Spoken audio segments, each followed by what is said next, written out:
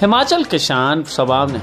मंडी के धर्मपुर में किसानों की बेदखली रोकने और नेशनल हाईवे निर्माण के दौरान पीड़ितों के लिए संगठित होकर संघर्ष छेड़ने का निर्णय लिया है। फॉरेस्ट लैंड में हो रही गैर कानूनी डंपिंग तथा बिना डीपीआर के अनाधुन कटाई से निजी संपत्ति को हो रहे नुकसान को लेकर भी किसान सभा ने कड़ा विरोध जताया है। हमीरपुर से पवन धीमान की रिपोर्ट। भूपेंद्र सिंह हूँ और आज यहाँ धर्मपुर में हमने जो हिमाचल किसान सभा के बैनर के तले जो धर्मपुर का हमारा जो विधानसभा क्षेत्र है उसमें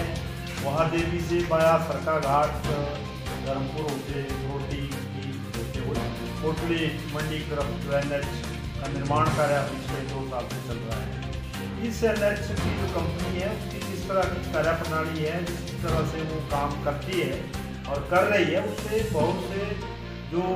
परिवार हैं उनको उनके जो घर हैं वो बहुत ऐसी परिस्थिति के अंदर है कि वो कभी भी गिर सकते हैं। उनके आगे जो दीवारें लगनी चाहिए वो नहीं लग रही है और कोई सुरक्षा का मापदंड नहीं है। यहाँ पाड़छू के आसपास यहाँ एक धांक है जहाँ ये जो कंपनी है वो ब्लास्टिंग कर रही है जो, और उससे नज़दीकी जो 200-400 मीटर में जो जितने भी घर हैं उनमें दरारें पड़ गई हैं। रास्ते जो है उस निर्माण कार्य से वो तोड़ दिए गए हैं। तो उसके बारे में ये कंपनी ना उनका पुनर्निर्माण कर रही है, ना कोई मुआवजा दे रही है और ना उन घरों की सुरक्षा के बारे में कुछ कर रही है। तो हमने इसके बारे में पहले भी सरकार को, स्थानीय प्रशासन को अवगत करवाया है कि जो कंपनी है वो निर्माण कार्य जो मापदंड है उनके अनुसार नहीं कर रही है। मगर बड़े दुख की बात है कि ये जो कंपनी है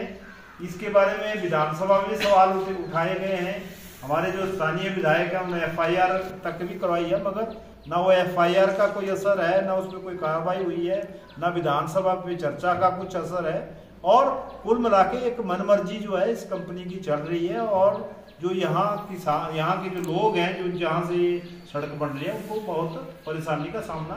करना पड़ रहा है। साथ ही हमारे इस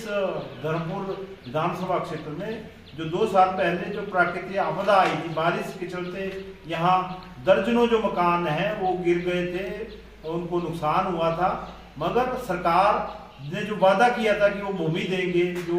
उसमें एक तरह से जिनके घर गिर गए थे और कुछ ऐसे गांव थे जिनको एक तरह से असुरक्षित कर दिया था रहने के लिए, आज तक उनको कोई जमीन नहीं दी गई है। यहाँ टीला क्षेत्र के अंदर एक पूरा गांव है जो अनुसूचित जाति के लोगों का है, उनको वहां से डिस्प्लेस किया गया, दूसरी जगह उसमें हटाया गया था। वो सारे लोग किराए पे रह रहे हैं, ना उनको किराया मिल रहा है, ना जमीन मिल रही है। और इस तरह से ये जो वर्तमान सरकार है वो भी उसके बारे में संजीदा नहीं है। और जो सहायता की बात की गई थी और जो 2 परिवारों को मकान बनाने के लिए पैसा हालांकि मिला है, उनको एक दबाव बनाया जा रहा है कि वो जल्दी उसका निर्माण करें। तो उनको कुल मिला के कि कहीं जमीन खरीदनी पड़ी है किसी दूसरे व्यक्ति से, तब जाके वो निर्माण कार्य शुरू कर रहे हैं। तो इस तरह से ये जो राष्ट्रीय उच्च मार्ग का मामला है और यह जो आपदा धर्मपुर में आई है उसका जो मुआवजा देने की बात है वो भी अभी सारा लंबित है। उसमें काफी गड़बड़ियां हैं, कई तरह की अनियमितता भी है, कई तरह का भाई भतीजावाद भी है। तो इन सब मुद्दों को लेके जो किसान सभा है, आज हमने जो बैठक की है उसमें अलग-अलग क्षेत्रीय स्तर की मीटिंगें भी तय की हैं, जिसमें सुदौड़ की मीटिंग अलग करेंगे,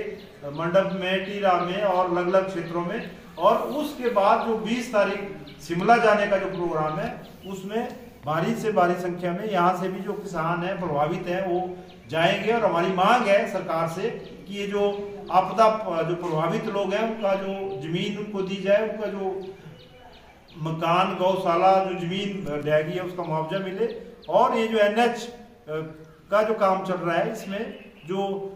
4 गुना मुआवजे की मांग है। और जो नुकसान ये कंपनी कर रही है, हर कहीं डंपिंग साइट बना रही है जहां उपजाऊ भूमि है, तो बहुत मनमर्जी जिस तरह से कंपनी कर रही है, इस पे भी नकेल कसने की जो मांग है वो हम किसान सभा जो है सरकार से कर रही है। धन्यवाद। जो हिमाचल प्रदेश के अंदर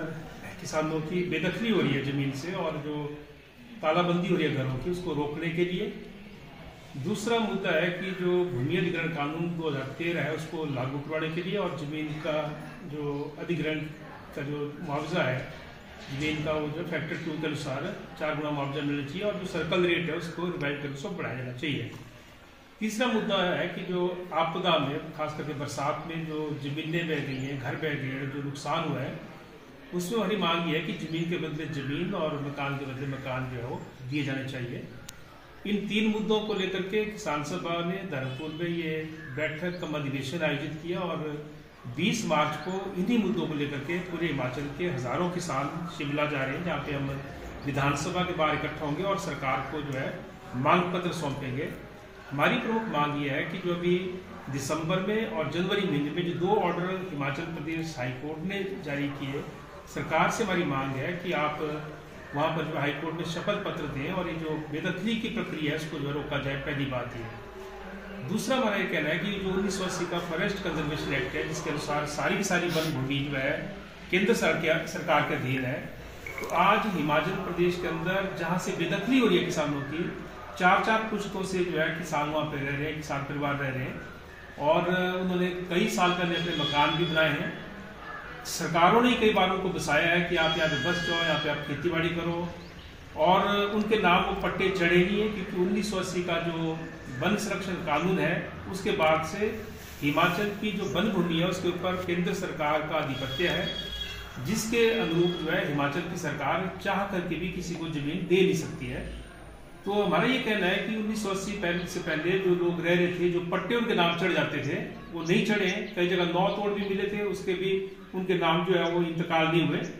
और आज 3-3, 4-4 पीढ़ी से वहां रहने के बाद अगर किसी को वहां से बेदखल किया जाता है तो गलत है।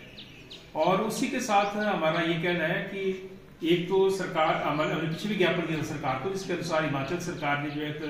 कैबिनेट कमेटी का गठन किया था जो राजस्व मंत्री और वन मंत्री उनकी अध्यक्षता में, और उसके बाद उन्होंने तय किया था हिमाचल सरकार ने कि वो इस मुद्दे पर जो है हाई कोर्ट भी जाएंगे, शपथ पत्र भी देंगे इसको रोकने के लिए, और साथ में भी कहा था कि हम जो है केंद्र सरकार के समक्ष भी इस मुद्दे को उठाएंगे। लेकिन अभी जो किसान शिमला जा रहे हैं हम इसलिए जा रहे हैं क्योंकि वो बेदखली लगातार जारी है, तालाबंदी जारी है और ऐसे समय में जब सर्दी का मौसम है, कई जगह बर्फ पड़ी है, वहां पर जो घरों से लोगों को निकाला जा रहा है तो गलत है। तो ये 2-3 मुद्दे प्रमुख थे और उसमें हमारा ये कहना है कि जो हिमाचल प्रदेश के अंदर बड़े पैमाने पर जमीन का अधिग्रहण भी हो रहा है उसमें उचित मुआवजा जो है किसानों को नहीं मिल रहा है, प्रभावितों को नहीं मिल रहा है। सिर्फ मुआवजे का सवाल नहीं है क्योंकि यहाँ पे फैक्टर 2 किसी सरकार ने लागू नहीं किया हिमाचल में और उसके अनुरूप जो 4 गुना मुआवजा मिला वो नहीं मिला। दूसरा सर्कल रेट जो है पिछली सरकार के दौरान बहुत ज्यादा डाउन किए गए और उससे जो है किसान की जमीन जो अधिग्रहित की जा रही है उसके बदले उसको जो मुआवजा मिलता है, अगर उससे दोबारा उतनी जमीन आसपास खरीदनी है तो उसका जो है 10वां हिस्सा को खरीद नहीं पाता है क्योंकि जमीन की रेट बाहर इतने ज्यादा है लेकिन मुआवजा इतना कम उनको मिल रहा है। तो ये सारे मुद्दे जिनको लेकर के हम शिमला जा रहे हैं। तो आज हमने ये रणनीति यहाँ पर बनाई कि धर्मपुर के अलग अलग इलाकों में ये नोटिस भी आए हैं, कुछ जगह बरसात में जो है वो तबाही हुई है, उन लोगों को बसाया नहीं गया, उनको बदले की जमीन दी नहीं गई है और जो अधिग्रहण भी हो रहा है उसका भी जो उचित मुआवजा नहीं मिल रहा है। तो तीनों मुद्दों को क्लब करते हुए जो है सैकड़ों किसान धर्मपुर से भी जो है शिमला जाएंगे 20 मार्च को।